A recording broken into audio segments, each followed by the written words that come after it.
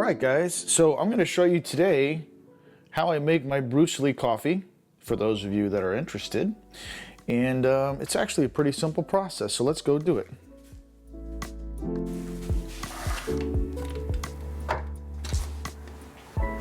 All right, so the first thing you need is a good coffee mug. Now, obviously, you know this is my favorite mug. It's got the Bruce Lee on it, so I'm going to be using that one today. And the second thing you need is good, fresh coffee beans, okay? I don't like to drink those already ground coffees. I don't like to drink those crappy coffees that are, cheaply made. I like to grind the beans myself fresh. And I like the Starbucks espresso roast. It seems to give me the best flavor, and it gives me that kick that I need to get the day going and to keep me going throughout the day. Now, I also have this coffee grinder that I bought a long time ago from a local Starbucks near me. I don't know if these are still available. I've never seen one again. You can see it's even branded at the bottom, Starbucks. So, if that tells you how much I like Starbucks coffee. I know you guys out there's some that like your Dunkin' Donuts. I'm a Starbucks man myself personally. So anyway, what I usually do with this particular grinder, and I don't know exactly how many coffee beans I'm grinding, but I fill this thing up almost to the top, like that.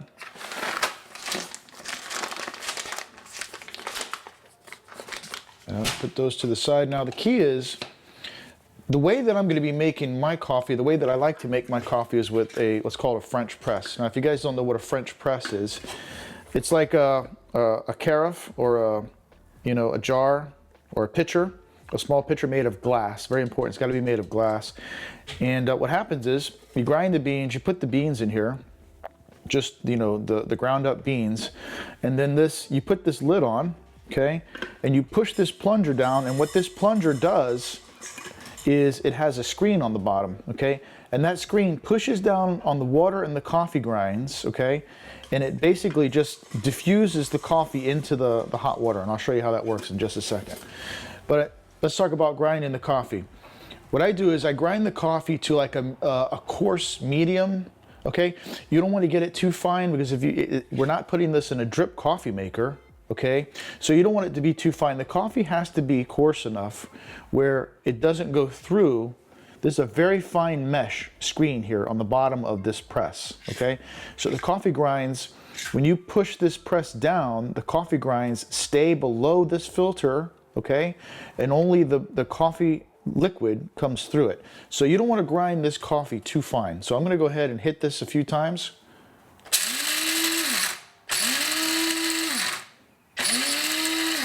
Okay, so you can see, I don't know if you can see it on the camera very well, but these grounds are not super fine, like as in your ground drip coffee that you buy in the bag. They almost have like I don't know, it's almost like a crystal beach sand. I guess that's the best way I could describe it, like a beach sand consistency. So it's not super fine, okay, but it's fine enough for the hot water that we're going to make next to actually diffuse into it, okay? So the next thing you need to do is you need to take your favorite mug, okay, and you need to fill it with, in my opinion, some nice natural spring water. I like this Icelandic, okay, with a good pH level. So what you want to do is fill that mug with at least as much as you're going to be drinking, if not a little more, because you lose a little bit of water during the steeping process.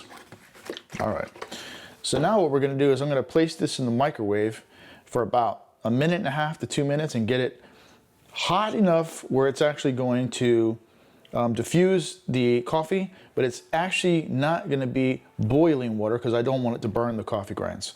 So let me go put this in the microwave and I'll be right back.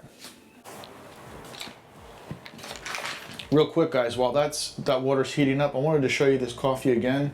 It says here it's espresso roast, and it has notes of rich molasses and caramel. Okay, that's going to be important because I like my coffee to be a little bit of a mocha chocolate type flavor, and I'll show you the actual creamer that I put in the coffee here when we start making the coffee.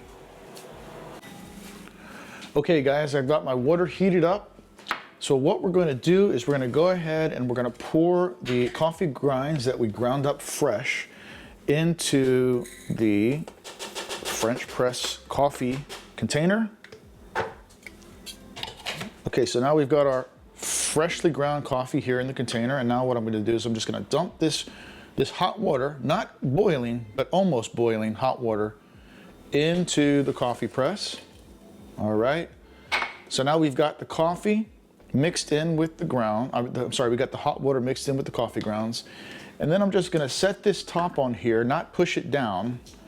Okay, I'm just going to set this top on here, and I'm going to wait, I don't know, between 2 to 2.5 minutes, because I want to give this liquid at the bottom some time to kind of steep and absorb and mix and get all the nice flavors and the flavonoids and all that good stuff out of the freshly ground coffee beans.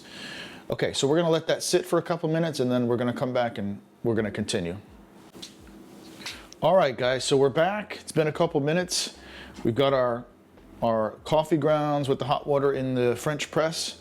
So what I'm going to do is I'm going to go ahead and I'm going to push down on this plunger. Okay, this thing has a plunger up the top here. Let me see if I can get this camera up higher. So what I'm going to do is I'm going to start pushing down on this plunger.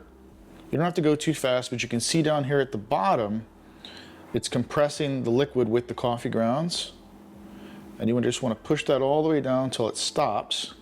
Okay, so now we've got the coffee pushed down to the bottom of the press, and what's floating at the top is the brewed liquid. So now what I'm going to do is I'm going to hold the top down with your finger, and then we're going to pour our brewed coffee into the mug.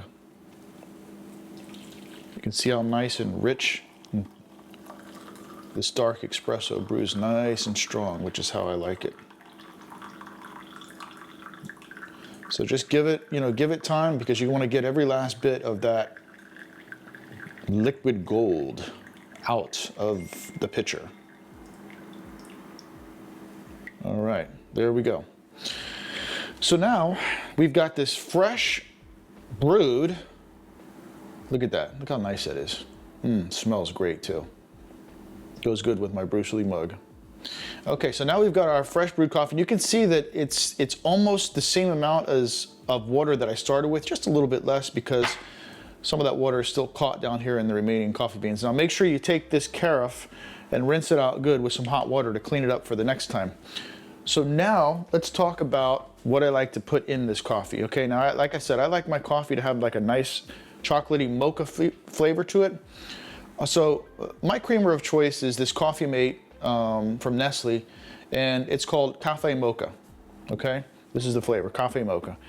I don't put a whole lot of this in the coffee. I put just enough to give me some flavor. So maybe like 1 or 2 tablespoons. That's it. Just a quick shot like that. Maybe just a little bit more. Because again, I like to have my coffee actually taste like coffee. I don't want it to taste like a cup of sugar. And then what I'll do is I'll get this Organic Valley grass-fed, 100% grass-fed, no grain, organic, half and half. Okay, this is what's going to give the coffee a little bit of that nice creamy taste to it. So let's go ahead and add maybe, I don't know, a tablespoon or 2 of that. And let's get a spoon. Let's stir this up a little bit. And you can see that the coffee's not white, like it's full of cream. It's still dark, but it's been cut just a little bit where, it should taste like really strong coffee, but that mocha, that Cafe Mocha cream with the half and half just cuts the bitterness just a little bit. Let's give it a shot. Perfect. So there you go, guys. This is how I make my Bruce Lee coffee in the morning before I start my coding session. And I'll actually drink 2 or 3 or 4 cups of these throughout the day to keep my brain going as I'm typing that Java or that C++ or that JavaScript or whatever it is I'm working on that day, or even if I'm writing some basic or assembly language on the Atari. This is what gets the brain going, and this is what keeps the brain going. So anyway, guys, pick yourself up some fresh coffee beans, get yourself a French press, and get yourself a coffee bean grinder, and Also, don't forget good filtered, not filtered, I'm sorry, good spring water, okay? Get yourself some Icelandic or maybe some Fiji or one of those other brands where it's actually naturally fed from a spring. Get this combination together. You're gonna get the best coffee in the world. And that's all I got to say today, guys. Hope you have a great day. Subscribe and think about supporting the channel by joining as a member. It's 99 cents a month. It's cheaper than a bad cup of coffee, which in this case, this is not a bad cup of coffee. This is what I consider a primo cup of coffee. Peace, cheers, I love you guys. I love you guys, I love you guys. Take care.